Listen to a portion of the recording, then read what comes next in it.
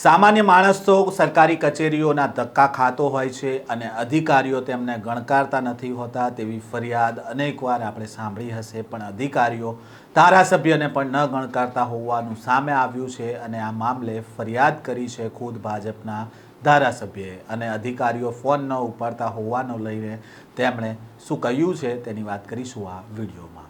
વૈષ્ણવજન તો તેને કહીએ જે પીડ પરાઈ જાનાને રે। નમસ્કાર, નવજીવન ન્યૂઝમાં આપનું સ્વાગત છે। હું છું જયંત દાફડા।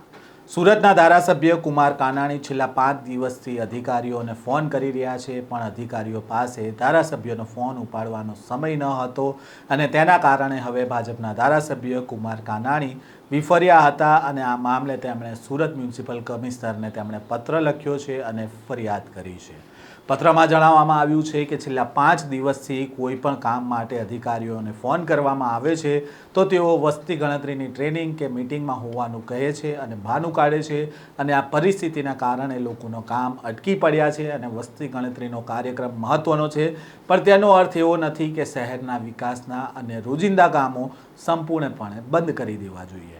લોકોના પ્રાથમિક સુવિધાના કામોમાં વિલંબ ન થવો જોઈએ। તે મામલાને લઈને પહેલાં તો શું કહ્યું છે ધારાસભ્ય કુમાર કાનાણીએ, તેમને સાંભળીએ।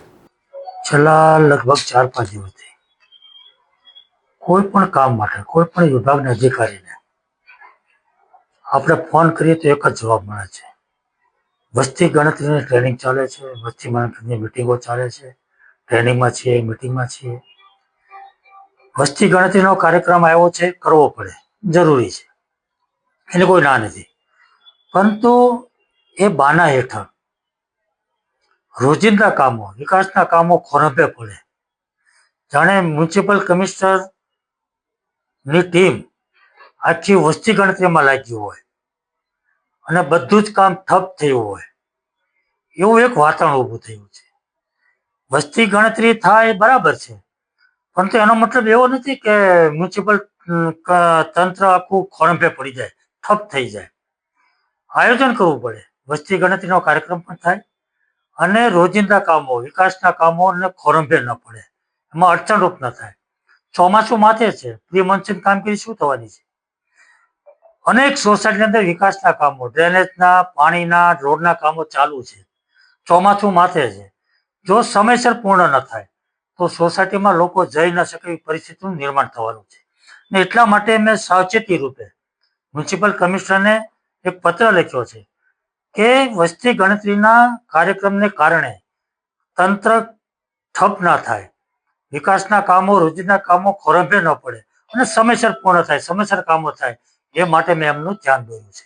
ધારાસભ્ય કુમાર કાનાણીએ કહ્યું કે ચોમાસું નજીક આવી રહ્યું છે ત્યારે રોડ, રસ્તા, ગટર, પાણીના રિપેરિંગના કામો જે છે તે સમયસર પૂરા કરવા અત્યંત જરૂરી છે। જો પ્રી મોન્સૂનની કામગીરીમાં ઢીલાસ મૂકવામાં આવશે તો અનેક સોસાયટીઓમાં લોકોને રહેવું મુશ્કેલ બની જશે। ખાસ કરીને જે સોસાયટીઓમાં હાલ કામ ચાલુ છે ત્યાં રસ્તા અધૂરા રહે તો ચોમાસામાં લોકો પોતાના ઘરે પણ નહીં જઈ શકે તેવી પરિસ્થિતિ ઊભી થશે। વસ્તી ગણતરીના નામે લોકહિતના કામો અટકાવવામાં આવે તે બિલકુલ યોગ્ય નથી। વસ્તી ગણતરીની સાથે સાથે શહેરનું આયોજન પણ એવી રીતે કરવામાં આવે જેની અસર સામાન્ય જનતા પર ન પડે અને જ્યારે ચોમાસાની સિઝન આવે ત્યારે જે અધૂરા કામો છે તે પૂર્ણ થઈ જાય, જેથી કરીને લોકોને કોઈ મુશ્કેલી ન પડે।